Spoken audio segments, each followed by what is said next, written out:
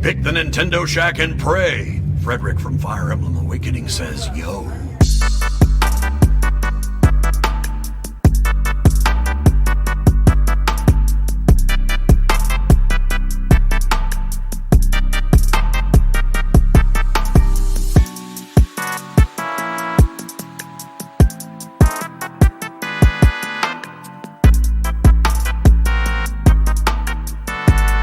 Greetings, Koopalings! Welcome to this week's episode of the Nintendo Shack podcast, Games by the Bucket. We had more exciting, was it part of Summer Game Fest? Or was it just their own little showcases? We had more announcements. There are a lot of games to play. Mm-hmm. Yeah, I'm feeling This ain't that. a slow year. This is not a slow year for anybody. I'm feeling it. Feeling that crunch. I suddenly And Nintendo hasn't even had their direct yet. I know. Like I started writing down all the games that I wanted to get, and I was like, "Oh no, this is more than I thought it would be." And Nintendo is yet to add to the list. You're gonna write down all these games and then not play them because Wind Waker HD is gonna come out. That's probably facts. How are you today, Donnie? Happy Father's Day. Thank you very much. I'm good. Yeah, I'm good. A little earlier than normal. But I was up anyway. So yeah. Another Sunday. Mm-hmm. Your kids will wish you a happy Father's Day when they wake up, I'm sure. We'll see. I texted my dad. I sent him a Bitmoji of me saying happy Father's Day. He has not responded. I'm sure they will. My wife has done, she has reminded them often that today is Father's Day. Tell me about the games you've been playing this week. Have you done more demos? Any like shadow drops that you picked up?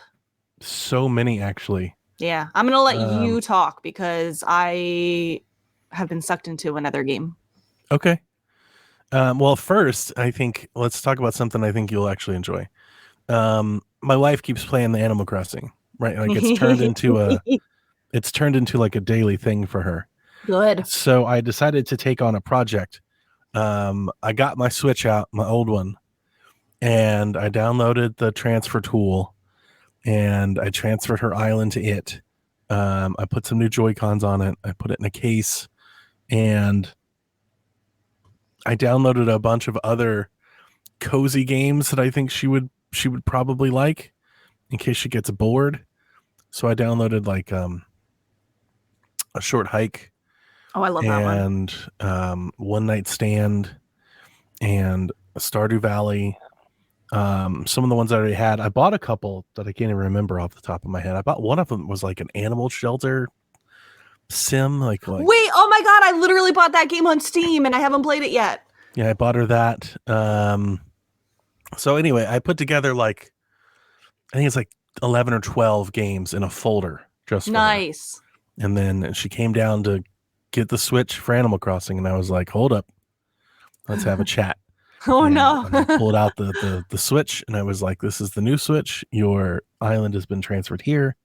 If you click this," and again, I'm always amazed at like the non-gamer dexterity because I click the stick to the left to like go to the libraries, and she like that. She was like, "Wait, what just happened?" She's like that because it looks like it like teleports over. What? That was too much for her. You didn't go to the right like so 5 times. Let's slowly right. You see this icon? We're gonna click this button. It's gonna be your library. Here's a library of games just for you. And now she's all set and ready to go. Now she can play. She will not touch any of them and continue to pour 300 more hours into Animal Crossing. I think you're right because I've tried. I've showed her the Hello Kitty version. I even asked her because like I know she'd probably like to play at work. I'm like, do you ever play like New Leaf? Like we have a 3DS. You could play Animal Crossing on it. And she's like, but why? I'm like, because it's better. like it's the better game. That's there why. Is they put some kind of narcotics into Animal Crossing this time. It has that effect on people. It really does. Yeah. So she's all set, and she can keep playing her Animal Crossing while I can actually use the Switch. That's what I told you to do. Yeah. Yeah, you're right. I just didn't think it was gonna. The first time we had Animal Crossing, she played it for like a week and then never played it again. Yeah. Seriously, we had it for years, and she just played it for like a week and never played it again. Well, now it's clicking with her. Yeah, for whatever reason, now it's become a daily thing. Every day, like after dinner, she sits down and she wants to play Animal Crossing. So, and she plays it for like usually at least 30 minutes, if not like an hour. That's good. Yeah. I like that. It's impressive. I still playing Haunty on Game Pass. It's a really cool game. I know we talked about it last week, but like we kind of talked about it barely. Like, and I think I looked it up when you talked about it. didn't I like I brought it up like while we were in the news? Yeah. Yeah. Haunty's a cool game. With 2 eyes. Yeah, with 2 eyes. It's a I don't know. It's like an adventure game. It's an adventure possession game that has like Zelda tease to it. I don't know how much longer I'm going to keep playing it, only because of what you said earlier.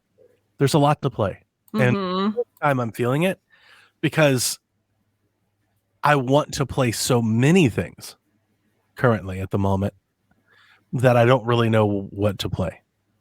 Like I'm almost in that. I get that, where it's like you're frozen. It's like decision paralysis. Is that what it's called? So like yesterday I played 5 hours of Doom because I like, do I keep playing Haunty? Do I get back into Paper Mario?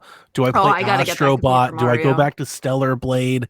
Like, I don't know what to play. Seriously. Yeah. So I was like, you know what? I like Doom. Let's go rip and tear for a little while. Nice. But Next Fest is going on right now on Steam. And I love Next Fest. It's one of my favorite things about like gaming lately. Is that the one where it's a bunch of demos on Steam? Yeah. Like indie games. Yeah. I wish every E3 season this was available on all consoles. Like I don't understand how like Xbox tried to do it, but I don't think they do it very well. PlayStation doesn't do it at all, neither does Nintendo. And I'm just like, how are we still here in 2024 where this isn't the case? You have these showcases where thousands of games are shown. These people have demos. Put the demo out. Let people play it. Like bring E3 at home. I've wanted this for a decade. Said that when E3 was around. Yeah. Like why isn't this a thing? And it's not. And I know people are always like, well, you don't want data mining and data. I'm like, they're putting it on PC. Yeah. Like if it's available on Steam, it should be on any console. But they don't. But for us, like specifically in Switchland, a lot of Switch games, like games that you expect to come to Switch have been announced for Switch, have demos on the Steam store. So I got to try some out, notably Blade Chimera, which was announced at an Indie Direct last year that I've been breaking up frequently when talking about the games I'm looking forward to in Switch this year. I have played the demo. It's not too long. I think it took me about 30 or 40 minutes. And it's very good. It's exactly, for anybody that doesn't know what it is, it's an action game. It's a side-scrolling action game, probably like a Metroidvania light sort of design, where you play like this, I would call him a ninja, but he's not a ninja. It's an action character. You do get a sword, and you go around fighting these demons that you're like trying to extinguish. And along the way, you get like possessed or fused with this magical sword. So it's kind of like this fee sort of, thing. But that magical sword can do lots of things. One, it can help you attack, of course. But as you're progressing through the environment, you can kind of like recall things that used to be in the environment that are like, maybe they're destroyed now, but like this sword can like put back like a hologram version of them. That's and cool. That helps you traverse. So like you may be able to like use the sword to like swing across a gap or restore like a vending machine that you can jump on to jump to the next thing. So that sword has all of like the powers. Yeah. That's cool. You can also throw it into the wall and then use it as like a platform to jump across. The cool thing about this game, the reason I really took to it, is the style. It's got like this apocalyptic take, but when the character is in motion, like the animation has like this FMV kind of look to it. I'm sure there's probably a better way of describing it, but I wouldn't know how. But it's just really cool. It reminds me of kind of like the Neo Geo stuff. It just has a really cool look to the animation. That was the thing that I really picked up the first time I saw it, and why I wanted to keep playing it. And having played the demo, I want to play it. Like this game. Oh, I like the colors. The art style is really good. Yeah. So I like it. I'm definitely looking forward to it. It comes out in August. It had a slight you'll delay. buy it. Yeah, I'm definitely gonna get it. And this is a Switch game for me. I'll be buying it on Switch, I think. Okay. Another game that I'm playing that should come to Switch is yet to be announced for Switch, but it'll come to Switch. It's called Fallen Aces, which just launched into early access. It's like episodic. Fallen Aces is the newest game from New Blood Interactive. These are the folks that make Dusk, which I've talked about frequently. Like they do these like boomer shooters, and this is sort of that, but not quite. It's more like boomer fist. Like you can fist and like kick and punch everybody all the time. That sounds like a U game. You can pick up guns, but it's ammo's limited, and you can pick up weapon. Like almost everything is a weapon. But it's more like, okay, like if you took like a boomer shooter, like a Doom design, but you lowered the criticality of weapons, like firearms, and then you turned it more into like an immersive sim, kind of like where everything is kind of like almost interactable in the environment. Like you can pick up a trash can lid and smack the shit out of somebody with a pool stick or a baseball bat or like a cake. Like there's stuff all over the place that you can use as weapons. And you're finding keys and like hidden keys and unlocking doors. There's lots of hidden secret paths. That kind of sounds like Zombies Ate My Neighbors, kind of, where you're like finding things like that. I never played it, but yeah, it's pretty fun. It has this pop art style, this very like Dick Tracy noir thing, and it's, New Blood is their games are very entertaining. They're very funny. And this one is like way, way down that path. Probably more so than any of the games that have come before it. So episode 1 was fantastic. I really like it. Okay. And the creator went on Twitter. I got the ping from Wario. It launched in early access. It's only episode 1 right now. You can get the game for like $14.99, $19.99. But then apparently on the launch it was like $9.50, and the creator was like, "I made it even cheaper than I wanted to." Like, they just have a really great community. It's one of my favorite. Like anything New Blood, like the Reddit is really funny. I like that. The game discussions, the community. Yeah, because the community, like they went to the community. There's like a discussion thread about like the cheap game, and they're like, "I don't know if anybody hates money more than these guys." They're like, "We'd give you $30 for this," and they're like negotiating the other way. They're like $5. They're pretty funny. Riley sees, Donnie, have you heard of the game Nico DeRico, the magic? Yes, yeah, we talked about it last week. From the, I want to say the Gorilla Showcase, but maybe I have my showcases wrong. But it looked pretty fun. I didn't see a demo for that one, so I didn't play it. Another one that I played is Metal Slug Tactics, which I did not like as much. I think I played Metal Slug, like the old ones. Yeah, I love Metal Slug. Yeah, and when I first saw Tactics isn't good. When I first saw Metal Slug Tactics, it reminded me of Into the Breach, and I was like, "Oh, that's going to be great." I love Into the Breach. It's not quite that. It's a lot more involved. I mean, I should mention that like the demo didn't even have controller support, so I was playing mouse and keyboard, which isn't that big of a problem for a game like that, because it could almost be a touchscreen game. It just didn't seem that strategic. Like Into the Breach is like really good for that, whereas this just kind of like shoot and blow up like as many things as possible as fast as you can. And I don't know Too like much? beyond. Yeah, I think so. Yeah, I think it might just be too much for me. Because Into the Breach was kind of cool that it was simple but not easy, right? And there's like a design to that. And like almost the first map that I got into with Metal Slug, there's like 28 guys on this. I was like, what? Yeah, it doesn't sound simple. And it did crash once. Like I don't know. It just didn't seem ready. So my first impression wasn't great. Maybe I'll relook at it actually when it comes to prime time. But at this point, like, had I not played the demo, I probably would have been a day one purchase on it. And now I'm like, I could wait. And then the last one I'll talk about, just so we can move the show forward, is I played a racing game that is coming to Switch called Victory Heat Rally. Ooh. Victory Heat Rally is pretty dope. It's kind of it reminds me, it's got like a Genesis look to it. And it's all about like drifting, like Power Slide, like those old games, used to do. And that's very much like what it's trying to evoke, is that the demo's a lot of fun. There's a lot of like big, almost like a Shantae like type look to it, like with his character type designs. If you told me this was like a way forward game, like I kind of could believe it. It kind of almost has that look, that appearance to it. But just super fun to play, like big super curves that you can drift around. And of course, as you drift, like you get the boost and you boost, and it's just kind of like that kind of arcadey art racer.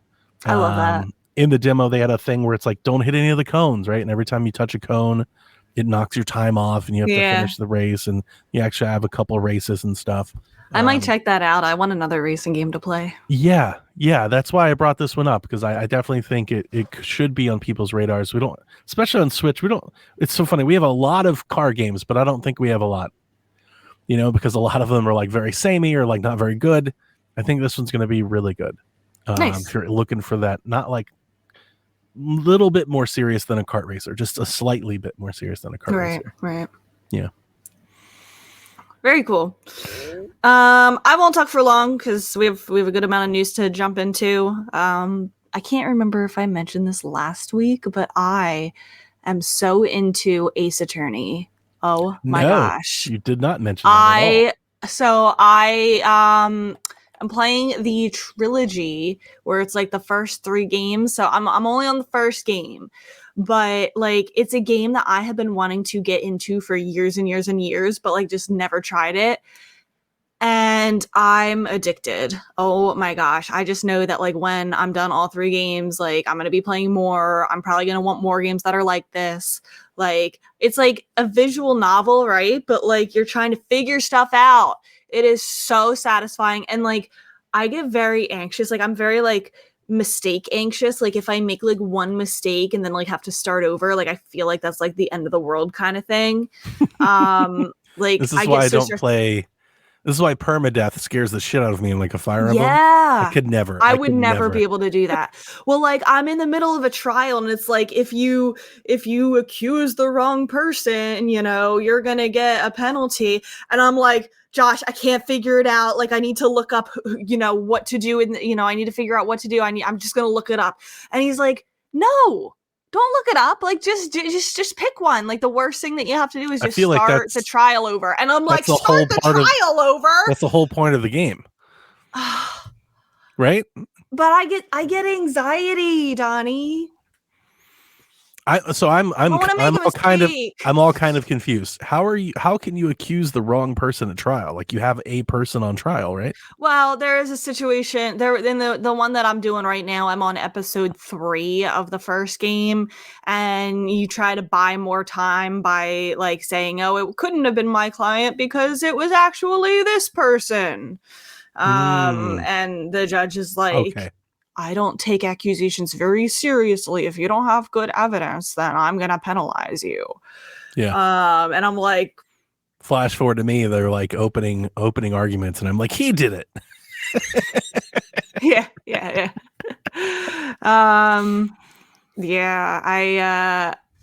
I'm really enjoying it. It is so much fun. And oh my gosh, like the dialogue is so funny and the characters are so funny. And this is the remaster. Like it looks very crisp I'm playing it on the Steam Deck OLED. It looks very nice. This is the trilogy too, right? Yeah. That's a good get. Yeah. I have always been curious about them, and like I'm pleased to report that I am enjoying it. It's awesome. Yeah. I tried it on 3DS and it wasn't my bag. I've never tried it since. Yeah, I I get don't it. even know which one it was. Whatever the 3DS one was. I think I picked it up on sale. I was like, I'll try it. And I thought like my the wife would characters like a it. lot. I tried to get her to play it a little bit. She didn't really stick with it either. My favorite character so far is Maya Fey. She's like this teenage girl. She's like super adorable. I love her. She's amazing. It's nice. Yeah. And my wife doesn't like reading so much. I learned that even last night. She was playing Animal Crossing. And like the other thing I did is I downloaded the DLC, which I don't think she's ever had before. Oh, she should try it. It's fun. Yeah, I don't know what that does, but yeah, it's good. Apparently when she got into the island, lots of people were calling her and she was like, oh my God, shut up. I have things to do. She was over there just like mocking these villagers. I'm just listening to her. I'm playing Doom and she's just like, I don't care that you're here. Why are you here? They're all like, I want to go on vacation. Build me a dream home. She's like, why is this dog here? I have stuff to do. Yeah, she should try it though. What was I gonna say? I don't remember. I was gonna say one more thing about this, but it went away. About the reading. You said that your wife is not into reading. Yeah. I am trying to get back into reading. I told you that I was reading that book a couple weeks ago. This counts as reading. There's a lot of text. It's a story. A lot of dialogue. Yeah. It's mostly dialogue. So that's good for my noggin. I'm using my brain muscles. I feel like this is a better way for me than puzzle games where I get frustrated. Instead, I get anxious, which is better. You know what? Maybe I couldn't play this game before because I didn't used to take anxiety medication, and now I do. So now it's better. Boom. Yeah, it's better, but now you're making your anxiety worse. So now you need to up your dose. Listen. Tell us all about Life is Strange. This is the news that I am so excited to talk about. Yeah, so we got a lot of games that got announced this week. And in the Xbox showcase, Life is Strange Double Exposure. Donnie, I screamed. Was announced. We expected it to be coming. To be honest with you, in the showcase, I was like, I had forgotten. Like it was, I think earlier this year, I was like, we're going to get a Life is Strange game. And then all the rumors are like, Max is coming back. So like, I knew that Life is Strange was coming. But in all of the news, it just wasn't there. Well, listen, I was like, oh shit. Josh was streaming the Xbox showcase because just in case Banjo-Kazooie, he has to be streaming it. So I was sitting on the couch playing like Splatoon or something, and I had his stream up on my phone, and I hear him say like, is this the Until Dawn remake? And then I see the Square Enix logo pop up and I scream, Life is Strange. And I run over to him and I'm like, it's Max. He's like, what? Yeah. So tell us about it. So Life is Strange Double Exposure is a direct sequel to the first game where Max Caulfield will rejoin and come back to the franchise. There was a deep dive that was held on Thursday with Elise Williams from Rooster Teeth. And we got to talk to the dev. It was like the lead narrative designer and I think the lead visual designer, or the lead game designer and the lead narrative designer. They called it an impossible to solve murder mystery, where Max's friend Safi is murdered, but there's no gun, there's no evidence, there's no footprints, there's no nothing. It has this almost supernatural thing to it. So now Max has user powers to solve the case. Except her powers are different. So in the first game, for anybody that's never played Life is Strange, Max has the ability to rewind time in small segments. So she can't like just go all the way back in time. Like she can rewind these moments. Well, now she can no longer do that. Now she has the ability to shift timelines to essentially experience two different like alternate universes. So you could do something in one and then shift and do something else. It's like a parallel dimension where it's like the same universe. Yeah. But yeah, I mean, that's the easiest way of putting it, I think, for anybody. It's like, she's Doctor Strange now. Like, and then in the second timeline, tell them the twist. Yeah. So in the other timeline, the alternative timeline, like things will be different, to the point that the developers in the deep dive spoke to it. They're like, everybody's a different version. So like everything could be like alternate or opposite or different. And they use like an example of, you may need to get into a place but the door is locked. But in the alternate universe, the door isn't locked. So like this mechanic is not something new that we've seen to games. I've seen 1,000 indie games that do it. Zelda's done it. We typically do like a light world, dark world thing. So like I understand the mechanic, but this like, and we talked about this privately, like while I was watching the thing. For some odd reason, this all just seems a little like messy to me in a way that I don't like.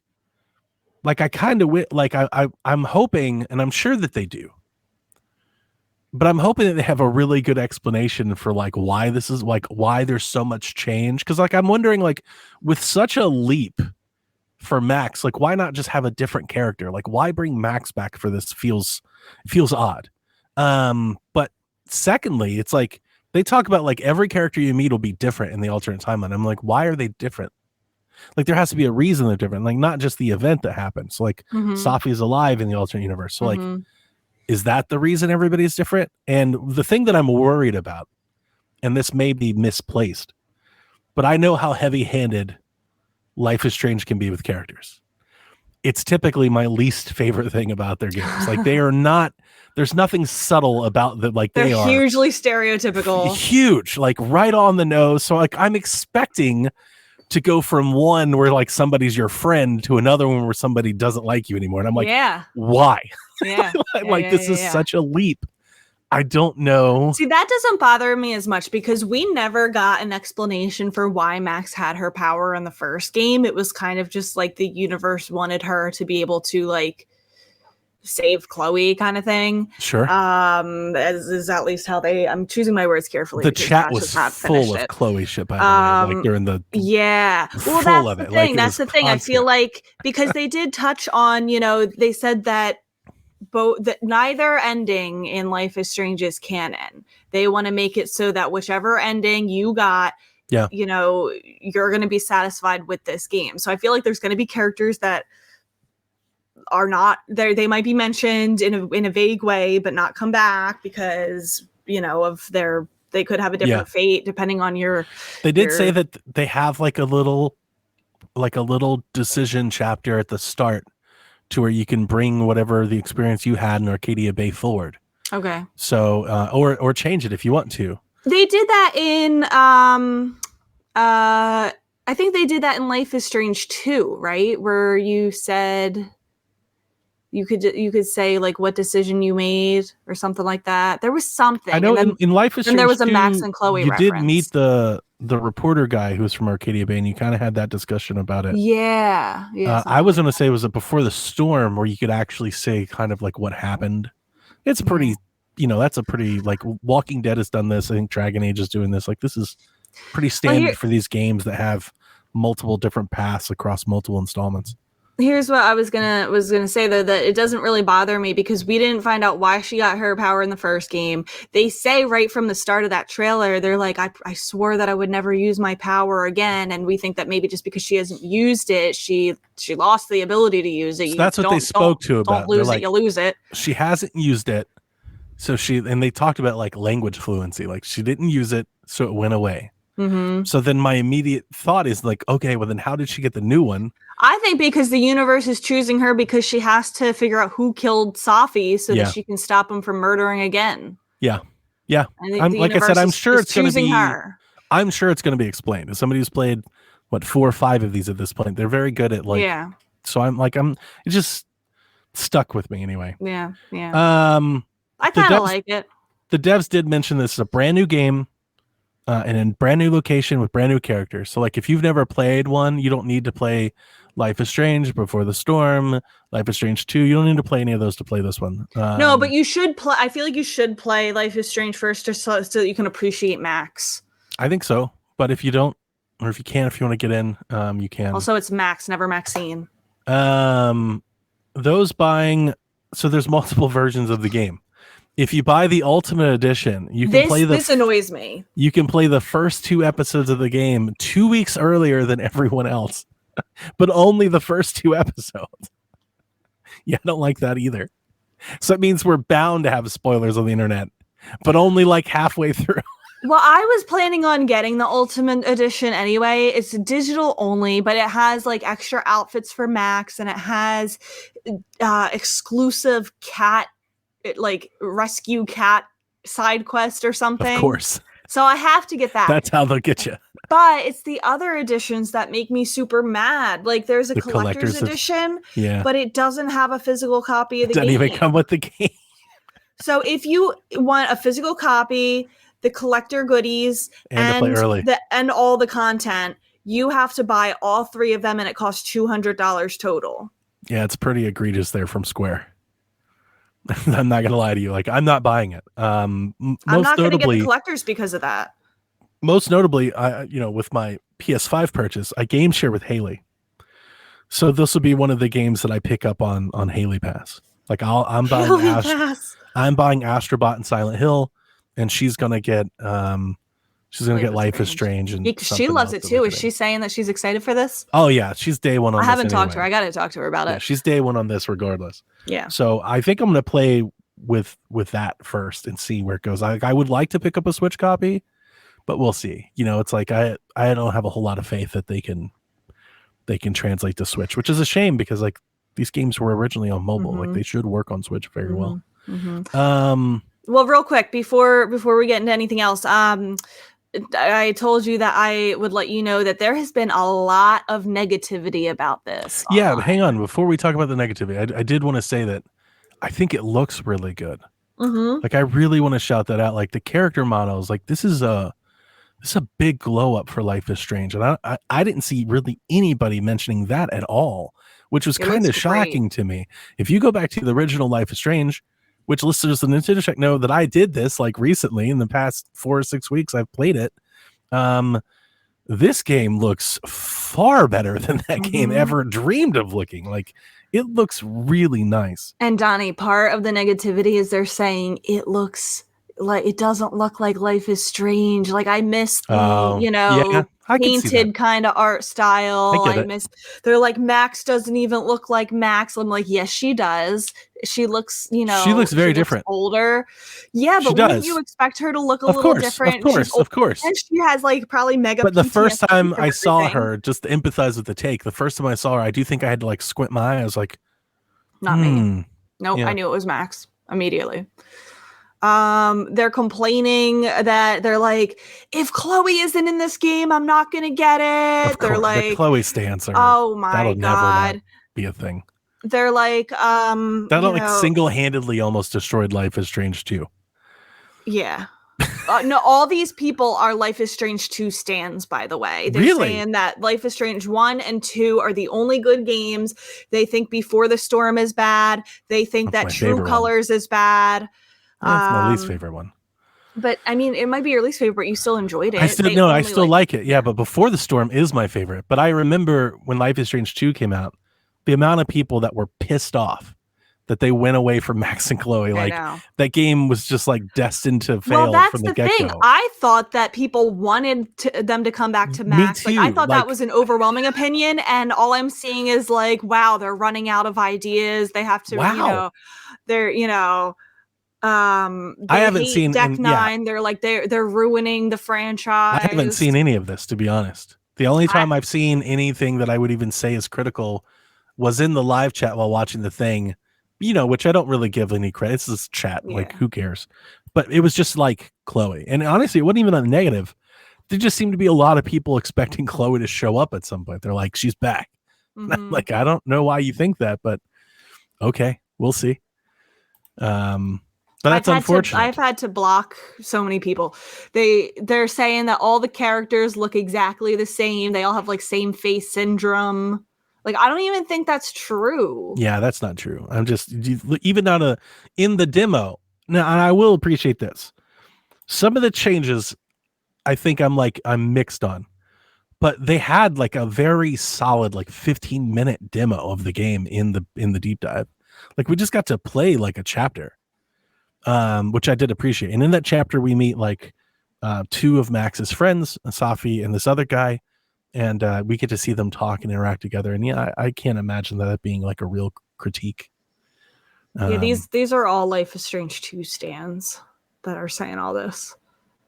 Well, how do you know that? Like, because I'm almost interested. they have pages dedicated to Sean and Daniel Diaz. That's weird. They That's weird. that's So all the we are on content they different. post. We are on different internets. Yeah, For totally. sure. Totally. I was gonna say, because like I'm kind of, I think I'm probably a Life is Strange 2 stan. I love that game. I like it too. But but I don't share those same opinions. They're like that face when you forget what your own character looks like and they show old Max and new Max. Oh, that's a bummer. Yeah. Well, yeah, you can't give idiots on the internet too much airplay. I know. I'm like trying to block it out because don't I'm feed so the excited trolls. for this. I know. So yeah, Life is Strange. It is coming to Switch day 1. October, right? Yes. Did I write down the date? No, we didn't write it down. I've completely forgotten. That's on October, me. I want to say it's like 29th or something. Yeah, I was gonna say the 25th. Let me look it up. 2 weeks early if you get the Ultimate Edition. I couldn't believe they did that. I was like, what a joke. That collector's edition, I was like, absolutely not. Well, it they're sucks really because bad. I want the vinyl and I want the pins, and You're right. I can't get them now. The 29th. Pick them up on eBay from somebody who like pieces out the who only edition. wants the art book or something. Yeah. October 29th. And it is, the Square part of this, I definitely don't like. They really do. They don't treat any franchise like this. Like, they really kind of stick it to the fans, I think, because they know that they have a devout fan base here for Life is Strange that will buy this stuff. Well, it ain't that devout. I'm telling you. Yeah, whatever. Let's move on. Lollipop Chainsaw Repop got an announced trailer and launches September 25th for all platforms, including Nintendo Switch. It looks like it's going to be a $50 release here in the States. It's yet to go up for pre-order, but based on what it's selling for already in Japan, it looks like it's going to be $49.99. It also looks like it might be digital to start. This game launches September 25th. It's probably digital, with physical copies arriving sometime in October. Juliet now has 30 costumes with 4 hairstyles and 4 new chainsaws that can all be mixed together for what they're saying is like over 700 combinations for Juliet. Of course, it features a new repop mode, which allows for colorful pop art effects for damage. And they've made a lot of changes. It's in full HD. They've adjusted the combos. You can get them from the start now. You can have auto QTEs, which is something I got to tell you, I really love in games now. Yeah. Like, I think I started using it with like Spider-Man, maybe Miles Morales. Like, it's a recent thing for me. But like, it's not that I can't do the QTEs. That's not a problem at all. It's that I don't like smashing on my controller, especially the ones that are like press X 100 times before it's like, just let me hold the button. Well, I think it's also a good accessibility feature. Of course. But I've grown to like, now when it's an option, now I'm just like, just do that. Like, I'm almost getting to the point. It's like, I want you to make that the default now. Mm-hmm. Because if it's like, I like the timing based QTEs. Like, if they're going to change, if they're going to hit square now, or if you fail, something else happens. I like those. But I don't like but I don't like the smash X as fast as you can for 15 seconds before we'll move this forward. To push the thing forward. Oh my God, come on, man. So I'm liking that a lot. So Lollipop Chainsaw's coming to Switch. It's very exciting news. I've pre-ordered a Japanese copy of the game with the hopes that maybe it arrives here before a physical comes out in the States. And I don't know if that's going to be true or not. It could be not. But I'm probably going to be playing this on PC first anyway. I'll probably buy it on Steam and play it there. Because on Switch, I mean, it's going to be like 30 frames a second. There's nothing wrong with that. But like, I don't want to play an action, beat 'em up game at 30 if I can play at 60. And then I'll get the Switch copy for the shelf. Donnie, I hate to say this, but I really need this game to really tank with just with the reviewers. Yeah, you might. I don't know. I don't really know how to read it. I'm kind of two minds. The trailer, I think, looks good, but it also doesn't look like the original. And maybe like some of the Life is Strange idiots, I do think I prefer the original style to this one. The original style of Lollipop Chainsaw looks like a comic book, and it's supposed to. And this one looks way more realistic. Yeah.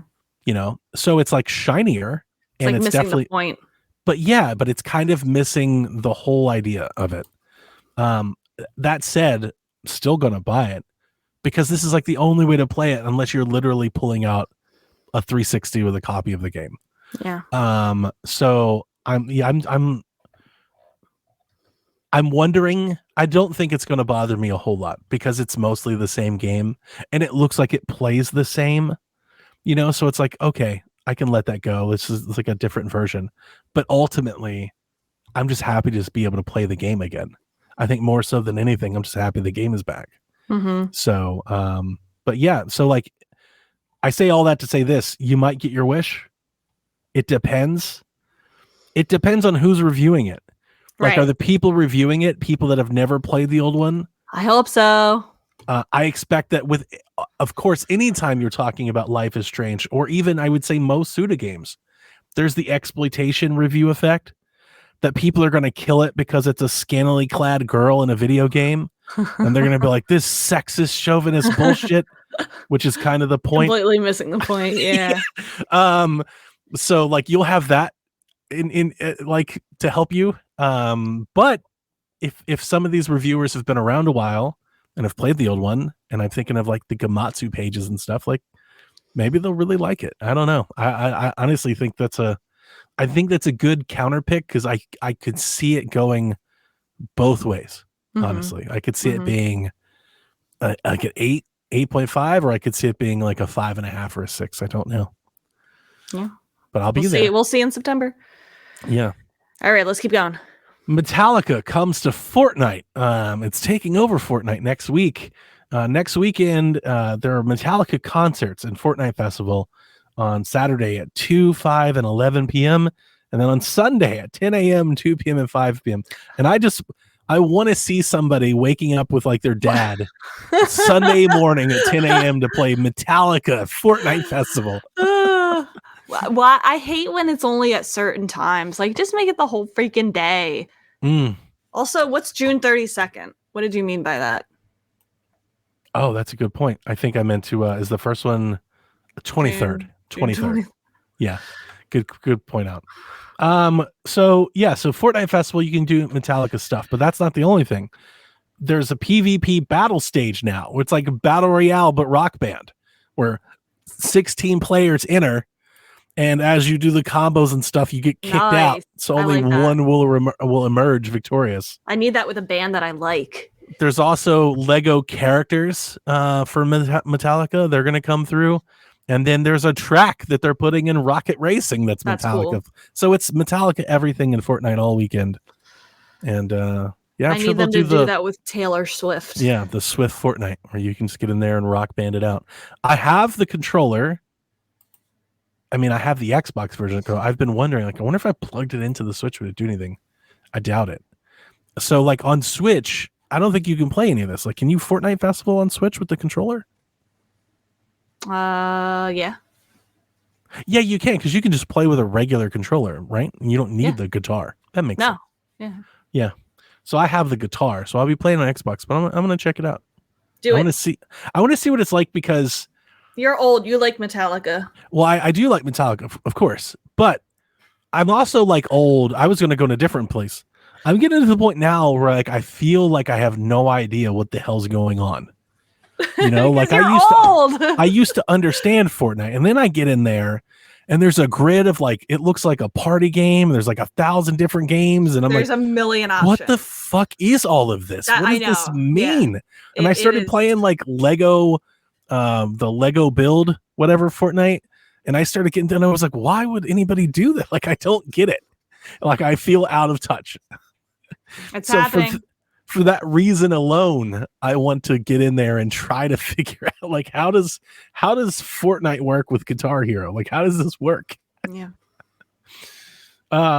Yacht Club had their showcase just a couple days ago, where they announced a brand new Shovel Knight game is in development. It's not a sequel, and as they put it, a bold new adventure and in an entirely new dimension. So Shovel Knight's going 3D. So what do you think that's going to be like? Are we thinking 3D Mario Shovel Knight? Zelda Shovel Knight? Like, what are we thinking? Ocarina Shovel Knight? Like, what is your mind when you envision 3D Shovel Knight? What do you think of? Like freaking Donkey Kong 64 kind of shit. Like a 2D thing that does not need to be 3D. Yeah, I was thinking like ukulele. Yeah, like that. Yeah. I don't know if I want that. Do you want that? No. I don't even play regular Shovel Knight. No, I'm sure when it comes out, watch me love it.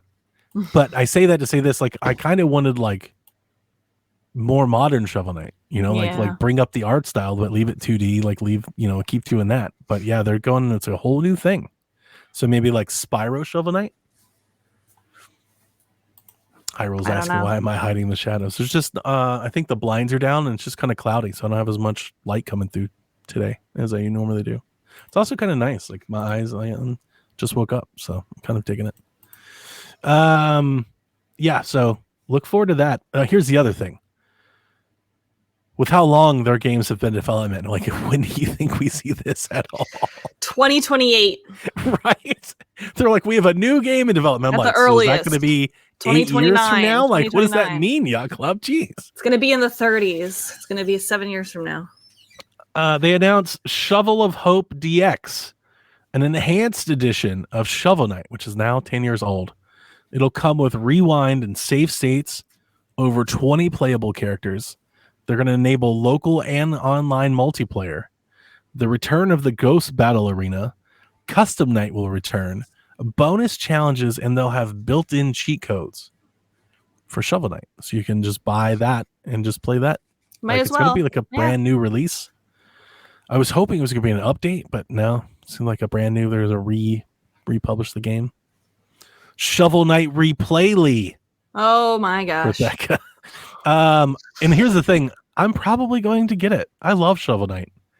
And it took this showcase to remind me that I haven't really played it since the Switch launched. Well, then this will be a good release to do so. Like I played Treasure Trove, and then I really haven't played it since. So, yeah.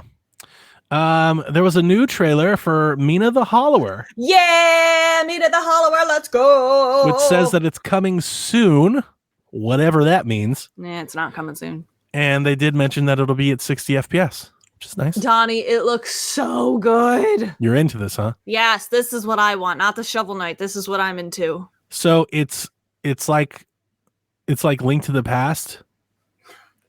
I don't think no, it's not like a Link to the Past. From this trailer that I saw, this looks more like Oracle of Ages and Seasons. Okay, but like 2D Zelda is like what like the big takeaway. Like that's kind of what the style is. Yeah. Yeah.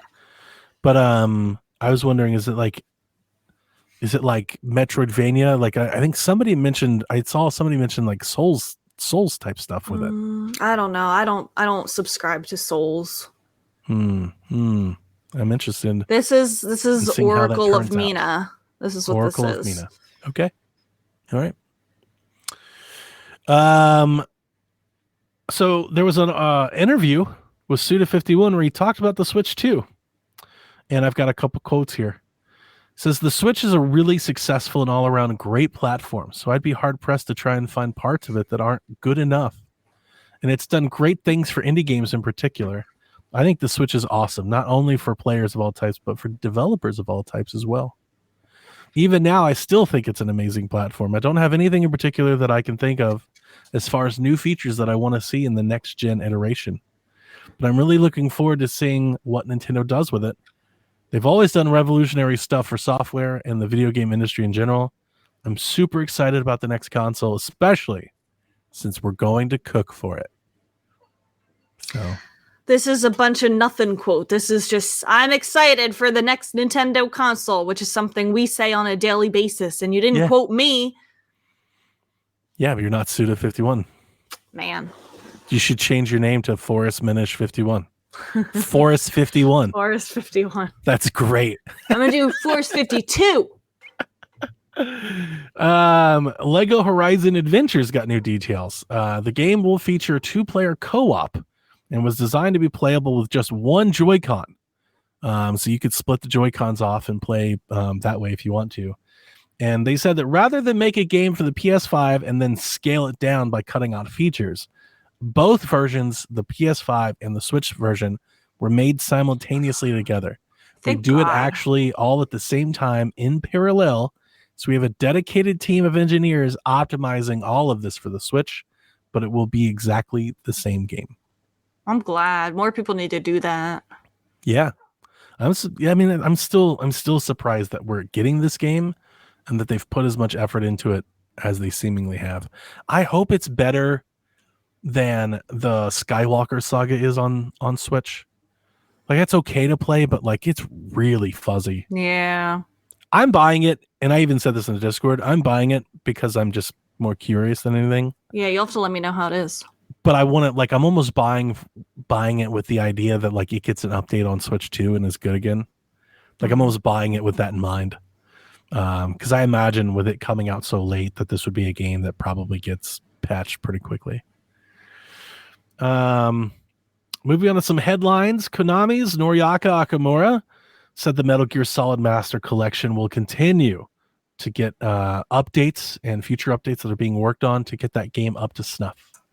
So if you bought that game like I did and you wish those ROMs were better, they're working on it. The Prince of Persia Lost Crown DLC was in the Ubisoft showcase, comes out this September.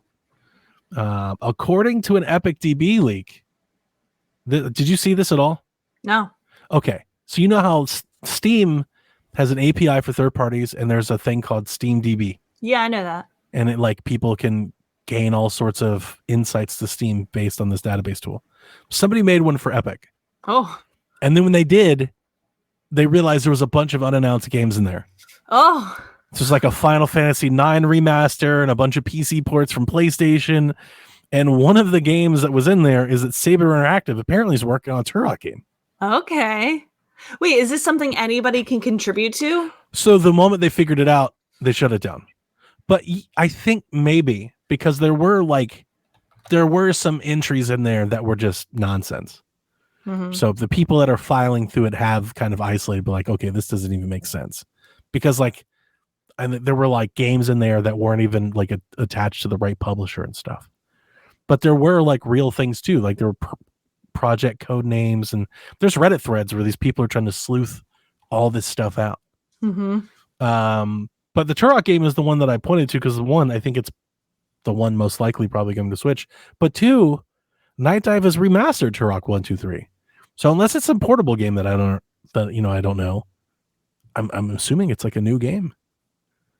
Interesting. Which I would be really excited. I know you like Turok. Yeah, like I would love to see a new Turok game. That sounds awesome. So anyway, that's out there. Okay. Midori, the leaker that we've often referenced in recent weeks on the show. This apparently has come out that was just an alt persona, a throwaway account for one formerly known as Mystic Distance. Someone who pretended to be a Japanese girl with broken English, whose past is known for stalking Sega or Atlas employees. I want to say, I don't know how much of that was just what the Reddit was saying. So I'm just taking it, but I don't know that to be true. That is true. It's 100%. Oh, I just don't know. I just want to be clear. Yeah, the stalking part. Like, I don't know about that. I don't know. But it seemed to be like almost like a common known thing. That's the only reason I included it here. You can also include a fun fact about him is that he was stabbed in a Chicago subway years ago and made news because he was stabbed. Really? Yeah. Okay. So my friends, like my best friends, I have a group chat with some friends. They have been in a group chat with Mystic Distance. Like this is like somebody that they have talked to for years and years and years. And when this came out, they're like, wait, that's our friend. Wow. And so he has been talking to them in their group chat since this has come out and like feeding them more stuff. But like, who knows if it's even real? If you're going to lie about this, you might lie about, all the. Well, that's true. Too. But several of the Midori rumors were real. Like they did come out. They were true. Like I think he gets it from other leakers. Like I feel like nothing that he says is like necessarily like unique. I'm wondering if it's, there was a lot of talk in the past month or so about people finding things via YouTube's back end. And a lot of his leaks, I think, could probably point to it. Because, he seemingly knew about trailers, like, a couple of weeks before they came out. Mm-hmm. Like, we would get this Midori rumor of, such and such game is going to get announced, and then like a few days later, the showcase or the trailer would actually come out and be like, okay, he knows what he's talking about. So, but yeah. Also, he's potentially like a groomer. Like he apparently has like talked to like underage girls and things like that. Oh, I don't like that at all. I don't know. That's alleged. Yeah, but yeah. A bit dramatic. I've only ever included those leaks just to talk about the leaks. I could give rat's ass who missed it. I just think it's so funny that my friends have like talked to this person that has been Midori for like a long time. Yeah, and I'm actually not trying to provide any cover fire for this person at all. But like, if I was a leaker leaking things like this, I wouldn't like the idea that you would have an alt persona is not shocking to me at all. Yeah, but like it's kind of weird. Like, why can't you just pretend to be like? Why can't you just be a white guy leaker? Why do you have to pretend to be a Japanese girl with broken English? That is racist as hell. Very bizarre. So, anyway, I'm not sure if Midori will continue leaking things. I would imagine not, but we won't be covering. He is. He's leaking it through his group chat now. Oh wow. Okay. Yeah. Well, we've got that to look forward to, I guess. Anyway, this is a good story to end with here. Yeah.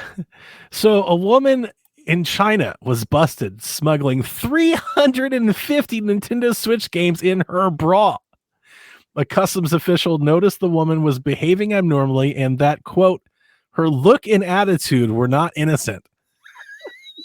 So like the game cards, right? And I wanted to point out, I didn't write this down, but I wanted to point out that in the original article, there's like a blurry photo. And then they also said that her breasts did not appear natural. So the value of the contraband in China. So if you're like, why would you do this? So these 350 games is valued almost 10 grand. Well, yes, because don't they only sell certain? There's like 6 Nintendo Switch games that are allowed to be sold in China because of censorship. So I think she was trying to smuggle them in to sell them so that they could have other things to play. Rebecca, how uncomfortable would it be to stuff 350 Nintendo Switch cartridges in your bra? That's just a lot. That's a lot of games. Like I only have like 40 Switch cartridges. I know. I'm trying to think like how many would it be until to put them in like my pocket. Like, they have to be like spilling out. Like how do you not? I don't know. That's a lot. She came in there looking like a Lego block.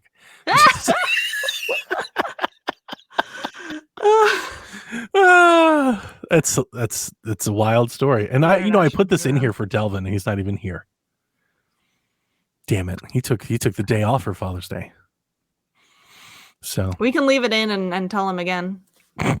It's very funny, very good story. Okay, rumors. This has been circulating all week. I've been talking about Discord. There are multiple things pointing to the fact that we might be getting a direct on Tuesday. It looks like I feel confident. Probably the day. First off, GameSpot uploaded a trailer for Among Us 2 DLC that was apparently supposed to drop on Tuesday and then immediately took it down. Not only did they didn't hide it, deleted it. It's completely deleted. It's gone. They've erased it from the internet. So that got everything started. There are other I think leakers that have jumped onto that to maybe add some credence to it. We also have the House of the Dead 2 remaster has been recently rated. So has the trophies for Beyond Good and Evil Anniversary Edition. So this was leaked some time ago. Ubisoft apparently is re-releasing the game. When it was originally rated, it was rated for Switch, and trophies just went up. It wasn't in the Ubisoft showcase, so a lot of people are like, so it's probably in the Nintendo showcase then, which probably makes sense. It's the first time that game has been on Nintendo platform since GameCube, right? Mm-hmm. Wasn't it on GameCube? I think so. So that should be kind of like a nice announcement for a Nintendo Direct, I think, for a third-party game. So yeah, people are thinking it's Tuesday. I feel confident about it because of the Among Us trailer. Yeah. And I'm so glad that they decided to wait until the school year's over and I can actually watch it. I don't have to work on Tuesday. So downside for me is that Tuesday's election day. And I'll be downtown at 5 a.m. on Tuesday. No. But if you're off, if it happens, that does mean that I'll be off early. So I could it'll be one of those 5 p.m. ones. I could potentially record Shaq at anytime after like 4. Yeah. So we wouldn't have to wait all day. We wouldn't have to do it like late at night, I guess. Right. But we'll see. We will see. But that's where the current trend is looking like Tuesday. So Nice. I don't remember what our predictions were. My prediction was this past Thursday. And my prediction was Wednesday. Was Thursday, the 20th. Yeah. Right. Because Yeah. I thought it would be out in front of Luigi. Right. So pretty close. But we'll see. I'm excited. I'm looking forward to it. I don't know if anybody asked, but are you like really excited for this direct? I mean, I'm expecting ports and remasters. I'm not expecting much. I'm excited for it. I feel like it's time. I'm just curious, like, what their end of the year plan is. Yeah. After we've speculated about it so much. On my way home, I listened to your friends at Good Vibes. Yeah. And they had their predictions episode. And I'm not going to lie to you, I was pretty upset because they predicted like almost nonstop RPGs like the whole time. And I was like, guys, your predictions for the show for the director, 12 RPGs in a row. This sounds awful. Depends which RPGs. Now, Midori, Mystic Distance, says that Live Alive 2 exists. Yeah, well, they were teasing Live Alive. I choose to believe that. Yeah, I think that's probably true. So yeah, we'll see. If the Zelda games come finally, I will be very happy. I'll probably be happy even if they don't, but like outside of those, I'm expecting remakes and remasters. If they don't show us Wind Waker HD, then I will throw your Switch in the Delaware. Yes. At this point, you can't count on it because like we've been thinking that for like 4 years. But I mean, it feels like the timing is finally right. Like this is the window. Yeah. Otherwise, why? I don't know. Fire Emblem though, that would be like the one where there's supposed to be a Fire Emblem game that exists, and that would be very awesome if that was true. Mm-hmm. I could totally play Fire Emblem while we wait for Switch 2. It's a nice way of waiting. So, anyway, that's the news and rumors. Let's hit some questions before we're done for the day. Kyle the Pug wants to know what shiny Pokemon, in your opinion, is the worst of all time. What could you do to make their shinies a lot better? He says, for me, I highly dislike Aramaroj and Cerulege, those new like sword-wielding things from the new generation. Because the eye color is the only difference, and you can hardly see them. Gengar and Garchomp are literally the same. I don't care. Put them next to each other. They're exactly the same. I just typed in worst shiny Pokemon. And do you know the article that came up was a Sports Illustrated article? Oh, you are so right. What the fuck? They're trying to get in on that SEO. All of this looks the clicks. same. These pictures look the same. Tandemouse looks the same. Are these? I don't think this article can't be right. Is this like some AI bullshit? Like Ampharos is purple. Like that's different. Why does a Alolan Raichu next to its shiny thing seem racist? Alolan Raichu looks fine. I like that shiny. It's like extra tan. He doesn't like Ampharos because it's pink. That's misogynistic. Oh, yeah. I'm the worst person. I've never done the shiny thing. Like my Pokemon has been well documented. I play for the stories of the campaign, not to collect them all. It's like the least favorite thing of Pokemon is the idea of me trying to collect everything. So I wouldn't know. I'm ill prepared for this question. Okay, the Golden Go one, I literally cannot tell the difference between them. They're just color alts. This is probably another thing where I don't understand why also, this is like a thing. People who hate green Espeon have totally missed the plot. Seriously. Oh, yeah? Like, they hate Espeon because it's green, like an alien. He is a freaking alien. It looks amazing. I think it looks great. And I'm finding out that these wrong. Pokemon even exist. Like, I'm just seeing, what the hell is Buzzwole? It's an Ultra Beast from your favorite game. Yeah. Oof. So I'm looking at this green Venusaur, the shiny Venusaur, that's an improvement. Like that's how Venusaur should look. Yeah.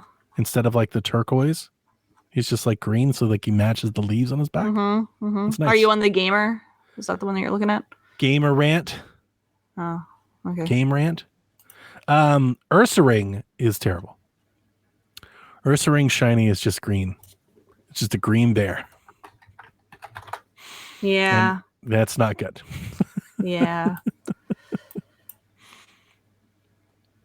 So Yeah, there's some that's bad my ones. answer. Drew says, "Good day, Nintendo Shackneers. I've been enjoying a good the Australian in it. You gotta good put the day. Aussie on it. There it is. I've been enjoying I don't know how to do an Australian accent. Enjoying a good amount of shorter 1 to 7 hour games recently because it works well with the schedule. Woo, Drew! Yay! We like 1 to 7 hour games. I love short games. He wants to know, what are some of your favorite short games you've enjoyed over the years? Do you have a plan when scheduling your game time? No, I don't. And we mentioned a short hike in this podcast. Let me go to my list here that I've played. I mean, I have a bunch. These are like Little Kitty Big City. I just finished. It's amazing. Yep. These are like some of my favorite games, actually. Oxenfree. And I'm wondering if are these my favorite games, or am I just tricking myself into liking a game I could beat pretty quickly? Stray. Things that immediately come to mind for me are Inside, Hellblade, Firewatch, Edith Finch, Journey. I like all that shit. Anything Unpacking. Anything I can play. That's the game I bought Melissa. I love that game. And I showed it to her, and she still hasn't played it. Like, I kind of think she'll love it too, but like I gotta get her to press play. I know. You know, it's gonna be hard to get her to press play. That is one of my favorite games for reals. Gone Home, very good. Yeah, I love this stuff. Florence was pretty good. Yeah, I need to add that one. I have that one. I can put that on her Switch. Does she like art? Yeah. Because then she'll like Florence. I'll say One Night Stand. Played that one too. Love it. So yeah, I love a bunch of those games. But like when it comes to Hellblade is like the most recent, like, you know, big production game like that, you know, like not the indie side. Also The Order 1886, I also love. Until Dawn is a great pick. Yeah, that's any of the Life is Strange games. Any of the Telltale games, Telltale Batman. Life is Strange is more than 7 hours, but yeah, it is like shorter. A weekend. Yeah, it's in a weekend. You can play it like Friday night, Saturday night, Sunday night. To the Moon. If you want to cry, if you want to like ugly cry, play To the Moon. It's short. It's like 4 hours, maybe 5. Yeah. So yeah, I love. Yeah, that's my favorite genre. 5 hour games is my favorite genre. This is how do you plan when scheduling your game time? That's what I'm struggling with right now. Same. Is that I want to play 8 games. I can only play 1. And here's the other thing. Not only can I only play 1, I have not had as much time in the last couple of weeks to play games as I normally do. Mm-hmm. So that's the other thing. Like I'm feeling the squeeze. You know, I get overwhelmed and then I open up Splatoon 3. Yeah, that's me with Doom. You know, it's like not only can I not play the 8 games I want to play, I don't have the time to play one of them as much as I want to. You know, so Retro Bowl. Yeah, it's another one. G-Man says, we kind of talked about this. Because of Among Us trailer supposed to be uploaded on June 18th and deleted, will we get it direct this week? Yes. Yeah, I think so. He also wants to know favorite E3 moment. Ridge Racer. Don't like I don't know. So many. Really. And I've talked about this a bunch. My favorite E3 moments are the ones that are like terrible. They're the ones where like everything either fails or falls apart, or it's Wii like music demonstration. Yeah, like that's truly E3 in its element. When Phil Harrison came out and talked about PlayStation Home for 30 minutes, or they talk about Groove Music and they try to sell us some app shit, like E3 was wild. It was like this crazy, unregulated, unstructured. I miss it. I almost miss it. I'm almost nostalgic for it because it was like, now obviously we don't have E3 now, but even like the last few E3s and these summer showcases, they're so prepared, right? That's the direct style. Like once we started going to that, everything is so edited and published all the time. You know, it's like the difference. My wife and I joke a lot. It's the difference between Vine and TikTok. TikTok is so damn edited. Like there's so many tools. Everything's so polished. Vine was raw. And that's what made it funny. That's why it's iconic. Right. And that was like early E3 to me, was like they would just wheel TVs on stage and then film the shit. I feel like that's why there's so like the viral moments in like Summer Game Fest and like the Game Awards when that kid would he like appeared on stage who talked about Bill Clinton. Like that's the most viral moment they've had. Yeah. It has nothing to do with their show at all. Totally. Yeah, and like E3 had a bunch of that stuff, and I just kind of miss it because it was geeks being geeks. Mm-hmm. You know, it was like this video game show where like video game developers would like kind of have their moment and take over, you know, before the suits and everything came in and kind of took it over. Like I miss that a lot. So my favorite moments are those.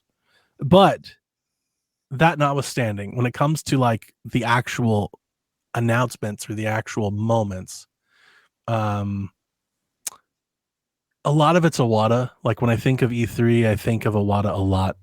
I think I'm holding out like the 3DS, and I think of the Muppets, Miyamoto. The Puppets one, I think, is my favorite. With Zelda and I do have a lot of Nintendo nostalgia for that, for them, and Reggie, of course, and the Amiibo and the Smash. Like I think of all of it just starts running through my head. My favorite Nintendo E3 is the Puppets one, just because of how fun it was. But I also feel like I will never forget the chills that I had during the Everyone Is Here trailer for Smash. I'm not even a big Smash fan, but like that got me. Yeah, it's got to get most gamers. Like such a celebration of gaming. 100%. I also will never forget the first time we saw. Ow! He just bit my throat. Did you see that? That is on video of him trying to murder me. I would never. My cats would never. Like, who do you think you are? The first time I saw Kinect demonstrated, I'm not sure if you were watching E3 back then when Xbox unveiled Kinect. Do you remember the Kinect? I remember it existing. Yeah. The demonstration when they brought that thing on stage and showed it for the first time blew my mind. Rebecca, they handed a character in the game a piece of paper. They drew something on a piece of paper. They put it up to the Kinect scanned it, and the character in the game took the piece of paper and then like recognized what was on it. And then that is really cool. And I was like, holy shit, I've seen the future. And then, of course, it wasn't that at all. Kinect didn't end up being Kinect just became the Wii. But there was a moment where I was like, and the first time, there was also a moment where Microsoft demoed AR glasses with Minecraft, where they looked at a table and then like this Minecraft world built on top of the table and you could move the blocks around and stuff. I missed that stuff for E3. Like that stuff was really fun. Yeah. Those are like, that's why I really like E3 a lot. Yeah, rest in peace. Jamie asks, do you have any games you've missed out on due to having too many games? Yes, that is the story of my life, Jamie. Story of my life. Hang on, sorry, I'm having mouse issues suddenly. Uh-oh. Yeah. Did your batteries die? I don't know. Like it's... Anyway, there are a lot of games I missed out on due to too many games. There's still like so many first party like Sony and Nintendo games like that I have every intention of playing someday. I would like to. It's just I have too many things to play, and I think that's why I like shorter games, because I can get to more of them. Yeah. No, I can back you up there for sure. I'm trying to think. Is there anything that I'm currently missing out on? I mean, my problem is that like I'll buy and play them, but there's so many of them that like I won't finish any of them, which I think it's just like usually like a gamer problem that most of us have. Especially those of us that are like And if you're podcasting or covering, you're like really into it, like a lot of people, most people probably just buy one game Yeah. and they just play that, I wish I could do that. Yeah, same. I want to play everything. I want to see it. I want to, I want to experience so much of it. So, but I'm sure there is. There's always something. Thank you for clipping the attempted murder. Need proof that this cat is a menace. Drew asked, Phil Spencer said we're going to continue to see more games from Xbox on other platforms. He said that this past week. Yeah. Drew asks, what games do you think we'll see come to the Switch/Switch 2? Well, we're not getting that 300 gigabyte Call of Duty, but we're supposed to get Call of Duty. We are supposed to get Call of Duty. You realize that it's not 300 gigs, right? No. Yeah, it's not. What that is they were like, Call of Duty has like a launcher now that they call like headquarters. So that's if you install that and all of the Call of Duties that are in it, it's 300 gigs. Oh, so it's like 4 They did not do a good job of explaining that because everybody I know thinks that it's 300 and it went gigabytes. super viral. Yeah. We don't know what the file size will be for Black Ops 6. It's still probably like 150 gigs, but it's not 300, or at least we don't think it is.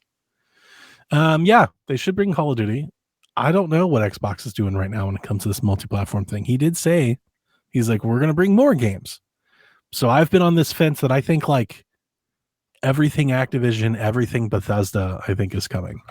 So I think you could see a day where Starfield is on Switch. I definitely think Doom, if it can be done, will come to Switch. I'm like their indie stuff, I think will probably still come. Yeah. I don't know if they're going to port Hi-Fi Rush, like they've closed Tango. I don't know what that looks like. Maybe they could pay somebody else to do it. Maybe it's not worth it. That Star Wars thing. Sea of Thieves, Grounded, like all of that stuff will come over. Yeah. And I don't know what Xbox is really doing. Like I really can't. I don't know. I mean, I want to say I think they're going third party, but I think they're going to try to do both. I think they're going to have as many third party things as they can, with a few exclusive games, and then Game Pass. Like they're going to try to sell hardware around. We've got like 3 exclusive games in Game Pass, and that might be good enough. I actually think for me, like that's probably good enough.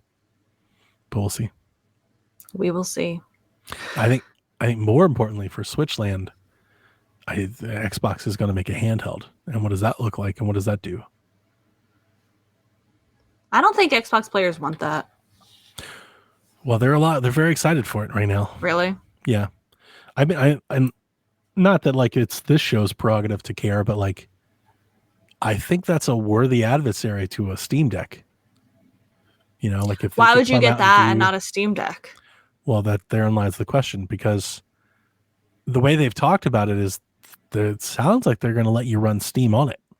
So like they're literally going to make a Steam Deck, but instead of like Steam OS, it'll have like Xbox OS, but like they'll probably be able to do the same things. You can put Steam on it and you can play Steam games. But people will get it because it has the Microsoft name on it. It may be, more cost effective, maybe more powerful. I don't know. Whatever. I love my Steam Deck. Best purchase ever. So that's something to think about for the Xbox. What does that mean for Nintendo? Something to think about. We'll see. Yeah.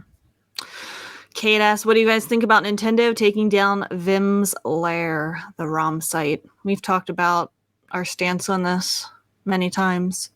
That's within their rights, but that doesn't mean we have to like it. Yeah, no. I think they have to.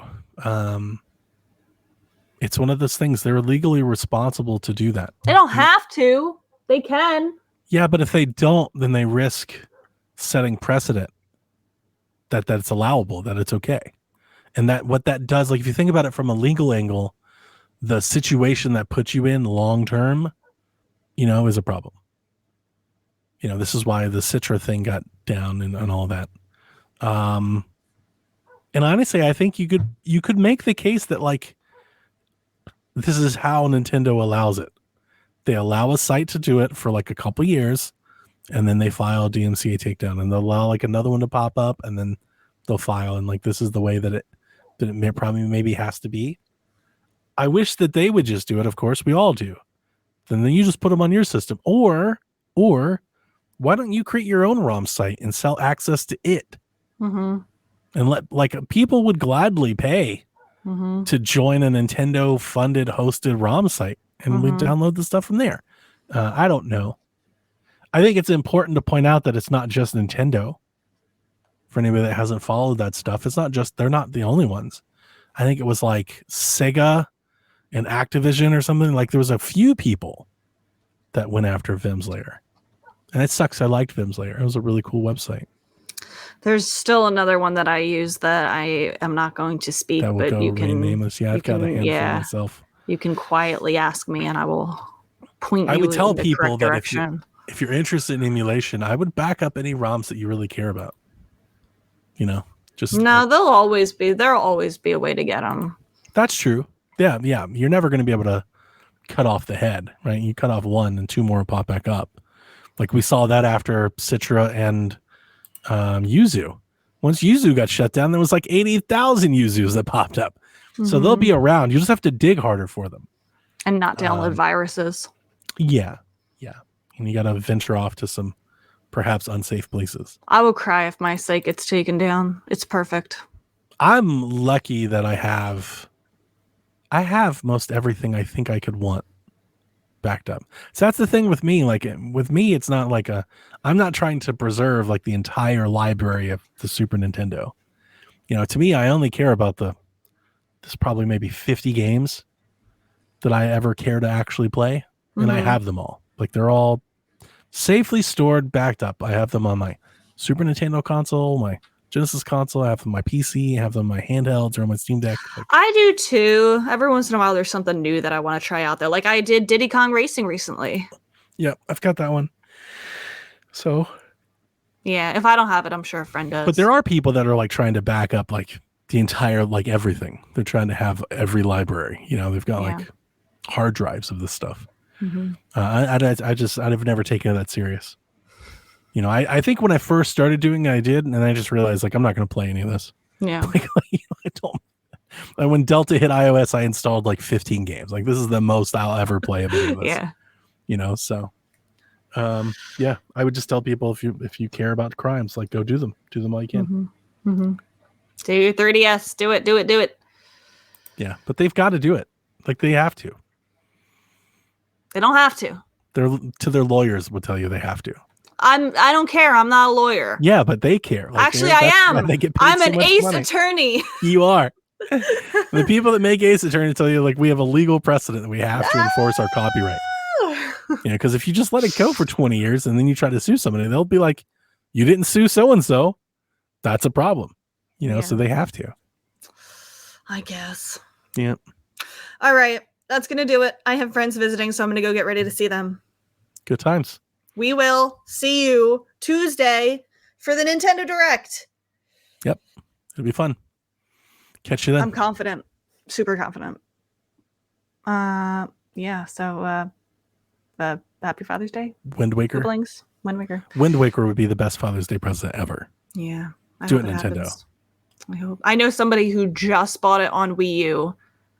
That's so that it can, I guess, be announced. Like that's their contribution to society. The reason that I've been kicking this can down the road is that I want to play it at 60. I can play Wind Waker at any moment on a slew of devices. So many options. I want to play it at 60. What makes you think it's going to be 60? Like they did Skyward at 60. Why wouldn't they do it at 60?